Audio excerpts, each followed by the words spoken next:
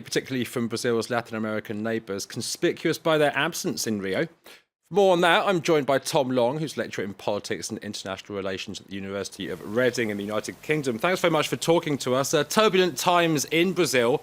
Tell us a little bit more about that, both internally and in terms of the country's relationship with its neighbours.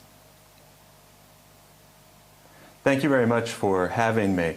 Starting with the country's relationships with its neighbors, and as you mentioned, the absences of some of the heads of state of Brazil's neighbors, it's important to keep in mind that the PT government, the government of the currently suspended President Dilma Rousseff, has been very supportive of some of those leaders and their governments when they faced their own times of domestic trouble.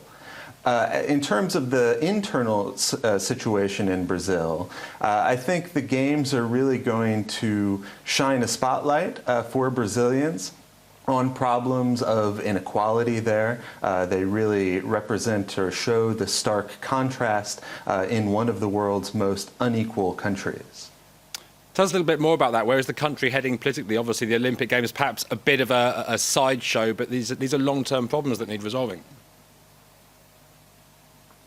Absolutely. Certainly the corruption, which has almost certainly plagued some of the Olympic construction projects as well. Currently, in terms of the political situation, President Rousseff is suspended. There was a vote in a Senate commission to move ahead with her impeachment trial.